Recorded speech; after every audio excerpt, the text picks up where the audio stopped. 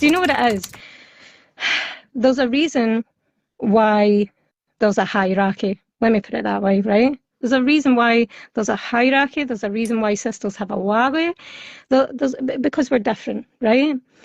And definitely, again, within the ummah, the brotherhood and the sisterhood, there should be protection of us, our dignity and our honour within the community in general. You know, I had a situation where I won't get into it too much because I don't want to it is personal, so I don't want to get away. But I had a bit of a situation somewhat recently. My principles and values had the potential to be compromised. Yeah, this is in everyday life. This isn't online or anything, right? But I have a non-Muslim family, so sometimes you're asked to go to things and attend things that are not me. Now, I've been Muslim a long time. I said, you know, I'm sorry, blah, blah, blah. And I got so much backlash initially, and I never even got it from the people. The people were understanding, but obviously weren't too happy. But I actually had a range of Muslims who I was telling, not all of them, and they were saying, you know, oh, surely this is fine because, you know, blah, blah, blah, blah, blah, and this and that and the other. Sorry for the vagueness. But I was just like, no, I can't. Like, I understand, and I was really respectful when I declined, and you know, and all the rest of it. But actually, it has totally resolved itself now. And it resolved itself lastminute.com. Lastminute.com. And when I looked at the people who were saying, oh, you should just, you know, sort of do it, I was just kind of like, see? You know, and this isn't, I'm not saying see out of gluttonous, it's just like, learn. There's a reason why we stick by our principles and values. Actually, we get more respect doing that. That is true dawah, doing that, not just, you know, crumbling at any difficult conversation or situation. No, we're Muslim women. We'll never be like the best of Muslim women. We'll never be like the mothers of the believers. But we try, we aspire. And one thing that we should be shown, especially as older, and I'm not saying anything, ladies, about your age, right? I'm talking about myself. But as older Muslim women, we should definitely be a representation for the younger women. We should be proud to, you know, wear our hijab and stick to our principles, you know, and demonstrate what haya means. You have to be careful when you say certain things because there's so many buzzwords. But like, for example, there's this, you know, independence, you know, women and independence and all the rest of it. No. Our independence is through our dependence. We are Muslims. We're all dependent. That's one of the beautiful, the core factors of our belief is that we are dependents, and that's fine. We can say that. Also, being a Muslim woman, yes, we cover, you know, and alhamdulillah, we have haya. We have a voice, but we just don't need to share it with everybody. It doesn't make us any less. It gives us everything that we've been given as Muslim women: privacy, dignity, honour, respect. Alhamdulillah, take it, ladies. It's right there, take it with honour. Show them how it's done. Lead by example. So we're also no scared to be strangers. No scared to go against the status quo. We're no scared to look abnormal or to leave ourselves out of a situation because it goes against your principles and values. We're no scared. Alhamdulillah, we're content. You know, Allah gave us dignity, Allah gave us knowledge, He gave us guidance. We're good with that, you know. Sorry, I waffle at times, right? No, not at all. I think that was such a beautiful point. That was such a beautiful point. It's real. That was actually like a whole TED talk, mashallah. Oh, stop. Stop it, ladies. It'll get to my head. It will get to my head. True, like, I was talking to somebody earlier and we were talking about kind of the different types of Muslim that you see kind of like out there, or like not even just online, but just in general. You see like a lot of, you know, women that, you know, pretty much trying to blend in, trying to almost compromise, you know, the hijab and the way that they wear kind of modern day, you know, really trying to, you know, half of it off and really the jeans and I get, you know, like if somebody's on a journey, but you know, that's one of the main types of hijab that's being pushed. And then you, like when you said other Muslims are questioning, why don't you just go to that birthday party? Why don't you just go to that wedding? And you're like, well, hold on a minute, that's not. And then it's like you're almost like you're having an argument. And that, do you know, that's where the I'm going to say shame, right? But that's where the shame lies, because I didn't even get that off the non-Muslim. I got it off the Muslims, and that really is, for the most part, the story of my life. Like when I was talking about the BBC earlier on, the BBC, like I said, there was a lot of non-Muslims, and there was a lot of ignorance, and it was really hard to take that personal. But see the amount of Muslims I got coming in saying some crazy stuff. That was heartbreaking. That was heartbreaking. And I don't know if you remember, actually, me and Summer, the Niqabi Diaries, we did a reaction video on it. But there was this revert American guy, and he did a video about Christmas. He came out and he was just sort of addressing the Muslims, saying, you know, like, I have to tell my family that I'm not coming to Christmas, which is a big deal. We all know what Christmas is like in non-Muslim world. Even if it's not a religious focus, it's a huge family event. And he was like, and I'm sitting telling them, you know, I can't come. Yeah, you as a Muslim are going out your way to wish them Merry Christmas, to sell sort of shirk-related, to appease the people. And like we are standing here like reverts looking like idiots because we look like we're being extreme, or, you know, and it's just like, and I get that a lot with the niqab. Honestly, you should ask Summer the amount of grief I get just for being a niqabi. It's ridiculous. And the thing is, right, whether we agree, no, the problem is I think, no, a lot of Muslims, and I'm not even just putting this down to the sisters, but they don't study hijab properly. They don't. They scrape the surface, or they just adopt what they see, you know, local to them, and they think that's enough. But no, these subjects, especially if you're a woman, you should study them in depth. You need to know what is expected from you from Allah. A lot of people don't know the conditions of hijab. And I'm not saying that, you know, but I understand that reverts stuff takes time and step by step. So put that aside for a second, because obviously that has its place, but we don't study it. We don't study it properly. And I think that's a huge part of the problem, because surely if you understand hijab, at the very least you won't harass me about it. You might not adopt it straight away yourself, but at the very least you won't take me down or reflect your insecurities onto me. You know, because I definitely don't see myself better as you. I had a conversation about this a couple of weeks ago, didn't and it kind of like, it was almost as though what I'd said something, you know, about hijab and kind of implementing it, and it was kind of taken in a way that it was almost kind of like a judgment thing, I felt. And it wasn't about that. It was just kind of like, well, no, this is what it is. And for me, someone on the channel, you know, they need to be wearing hijab at least, you know what I mean? And everyone's got their journey, and it isn't about that. And it does then, because it's then, you kind of feel like you're more within your own community in a sense. The thing is, sis, we accept it, but we do, you know, I could accept it and not wear hijab. Yeah. Just accept it. You know what I mean? Accept that journey, accept, and that's fine. But don't like make it's something else. You know, like, the thing is, though, when it comes to the online sphere, and I'm sure I'm going to say this story, and the two of you are going to know who I'm talking about. When it comes to the online sphere, especially, right?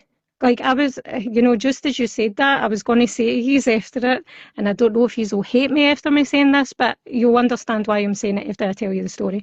But I plan to take some of the footage out of this and put it on my channel. I think that's obvious. But I'll probably blur your faces out, and that's not because I don't think that you are sufficiently dressed. But I don't know if you remember the story of a sister who never used to wear niqab, and then she started adopting niqab, and there were some platforms that had her videos without the niqab, and she tried to get them took down, and she told no, you know. And some people spoke out about it. Alhamdulillah, she was a known sister, so there were some people who spoke out about it. But do you know who I'm talking about? I think I know. She's a revert as well. Yeah. Yeah. I know who, just based on what you're saying. Yeah. So there's one person that I know as well. Yes, same sister, mashallah. Yeah. But I've seen lots videos, and I was debating on whether to say something when I saw one, because I was like, it wasn't just no niqab, it was different dress code, and everything. It was a Muslim who was saying no. Shocked, right? It was a Muslim channel that was saying no. And they sort of said to her, like, I remember at the time she was showing the conversation, and they were saying, well, you know, if you didn't want it online, you shouldn't have put it online. And, you know, that really, because there would be people that I would have on some of my videos who would have their face uncovered. But ever since then, I stopped that, because I never want my channel to be a person's regret. That also was a part of slowing down my rollout of content. I really wanted to be careful about what I put out there, because even the BBC videos, you know, as much as they might have done a job at the time and they might have had a good impact, there's so much I would change about them, and I cannot do anything about that. They're done now. You know, I can't go back and change it. I can't, you know, undo even how I presented myself then, which is very different to how I present myself now, even though I still wear niqab. It's different. But that's another reason why I get frustrated with certain... Do you know what it is? There's a reason why there's a hierarchy. Let me put it that way, right? There's a reason why there's a hierarchy. There's a reason why sisters have a wali. Because we're different, right?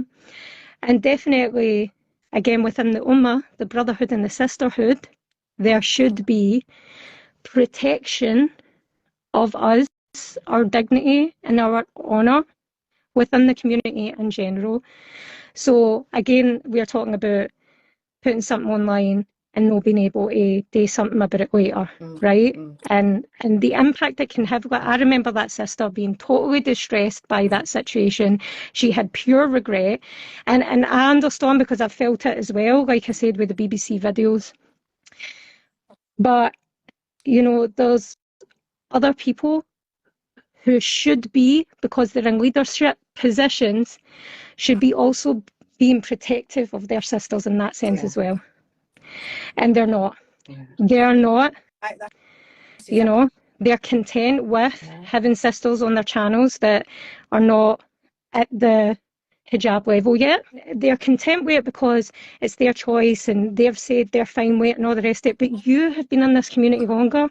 Some of them are new reverts. Some of them are fresh into practicing even. It might be raised in a Muslim family, but they're just starting to practice. You, as someone who is within the community, especially this area of dawah and increasing ourselves and bettering ourselves, this is your sector. You should, first and foremost, especially with your platform and the controls that you have, you should be protective of our sisters. And that is why now, like me and Summer talk about it all the time, we always worry about our place online.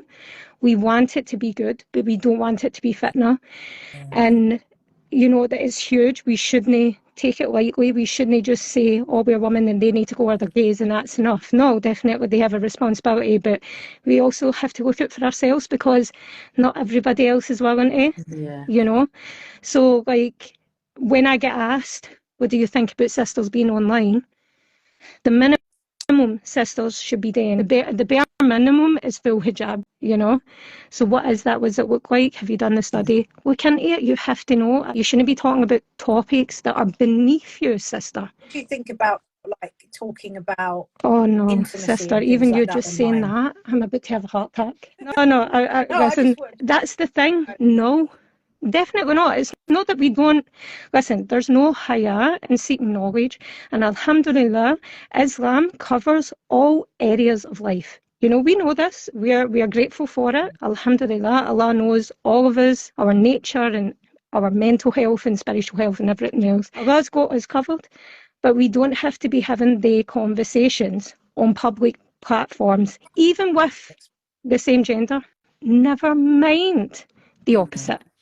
Never mind the opposite. To have certain conversations with the opposite gender is mental. Mental, crazy. There's no excuse. And you can put it under the banner of we're trying to fix the situation, but fixing the situation is returning to your religion. There's groups, women can come together on a private online space and discuss these issues. It would be better with people of knowledge as well. It can't just be, I think, you know, blah, blah, blah. What does the religion say? How can we better ourselves in these areas, whatever it may be? You know, definitely no in this sense, because unfortunately we live in a day where these topics trend. They tell themselves that they're watching it for the sake of knowledge. No, let's not kid ourselves, okay? Let's not do that to ourselves. We're trying to purify our hearts. That is not easy in this world. That's why we need to cut out Netflix. We need to cut out the music. We need to focus on increasing ourselves and bettering ourselves. And that's hard when you have a responsibility like families, work, studies, whatever you're doing. So you have to fit all that in together. There's no time for this nonsense. It really is a waste of our time. Honestly, it's painful. I did one reaction, a thing that goes out there that is between the genders, and that was too much. I said what I had to say and then I got out, because I definitely cannot be wasting my time in this area. But sisters, honestly, see if I've said anything wrong in this interview, I do apologise and understand that anything I say comes from a good place. I'm not saying it because I like to be harsh or because I'm for a particular box which people try to shove me in, right? It's no for any of that. No, we are sisters. We're an ummah. And I love yous. I really do. But we have to be real with ourselves. We really do. This life is short. This life is short. The other day, I go to a class. It was closed yesterday and today and tomorrow because they are hosting a family who has just lost their young son. Young son, you know. So we shouldn't be so comfortable that we think tomorrow is guaranteed. There's a hadith from Umar radiallahu anhu where he says, go to sleep in the evening not expecting to see the morning, and wake up in the morning not expecting to see the evening. You live with that perspective in life, your everyday will be your best. It's hard. It's hard. I have 4 range, trust me, it's hard. It's true though. It's true though. You know what I mean? I think I have so many conversations in my house with my children about death. Sometimes I think they look at me like, do you always have that? It's, you know, it's the reality of life, isn't it? It's the only thing that we are guaranteed in this life. And Allah tells us that. One of my sons had a major accident last year. I could have easily lost him. He was in hospital for a month, and he's not fully recovered, but he has got to a place where his life is normal-ish, you know. He's still affected, but he's doing well. And it was such a traumatic time, honestly. It really, again, put things into perspective, because even when you start remembering death, you remember it in the context of yourself. So you're like, I could die tomorrow. And it's just a wee bit different than thinking about losing others around you. I can never imagine like what I would be like if I had lost my son that day, honestly. It was such a reality check. So we shouldn't get wrapped up in the entertainment of life, whatever that may be. We should try and remember why we're here daily, try to better ourselves, try to better the lives of others as well. It's such an under-spoke about topic about what we could give to others. Like, there's a lot of content that's like me, I, myself, my life, blah, blah, blah. But what impact are you having in other people's life as well? Like, what benefit? I remember, sorry, I keep talking, right? But I know that's why we're here, but still, I remember it was a webinar with sisters. The teacher was from Saudi, mashallah. She was amazing. And the topic was righteous companionship. And I swear, I don't cry, ladies. I'm just saying. I only cry for meaningful things. And I cried after that so badly. Because I was like, it wasn't just like what it means to have righteous companionship. It was learning that, I have that in that person. I have that in that person. Like, it's such a provision, having good company and people that inspire you. So as much as I felt that from the people that drew attention to it, I was like, right, okay, how can I be that? Like, how can I be that for them? And am I being that? Is it good enough? How can I make it better? You know, or we should really want to really leave a presence in people's life, you know, like what is there better than that? You know, what is worldly gain, materialism, how can it compare to shaping a person's choices, like in the way of good, or being a part of comfort and peace and contentment, you know? Underestimated. Definitely underrated. Definitely. Yeah. Oh man, you just I'm sorry. kind of waited till the end and then just sorry. Mashallah. It was definitely, you know, we had a good conversation, and like I said, for me it was definitely, I was just enjoying listening to you, so mashallah. Stop it. Listen, I'm way for Wayne's all the time. I'm just happy to have some adult conversation, like really. Sorry. Wayne's, yeah, so right? Wayne's is kids, or Bairns is also kids. Weean, which sometimes you'll hear me say, that means the youngest, the wee one. The wee one. Yeah. So the Weean, so I love them really. We're privileged tonight for learning not only a bit more, you know, reminders. And I'm looking forward to seeing you putting out some more like videos on your channel where you're sharing some more nasiha and some more knowledge, because it sounds like that's what may be coming from you. And we need it as well, sis. Like we need it. I mean, this is something that me and Aisha's always saying, you know, the counter to that narrative of sisters shouldn't be online is that we need sisters online that are sharing knowledge. We need sisters online that are presenting the example that we need to follow, you know. MashaAllah, Allah Mubarak. So may Allah I definitely don't think I'm it. I don't think I'm it, and I'm not just saying this because it sounds nice, but I'm trying to better myself in that area. But I'm studying as well. We're all studying, right? So we're all learning how better to be ourselves in this world. So I do think I'm on a bit of a sort of shift and change, and that's why the rollout has sort of came back. It is what it is right now. What I do with that later on, and how I make it a wee bit more customised to sisters, I'm still trying to figure that out. Me and Summer are on it. So me and the Niqabi diaries. So but yeah, watch this space.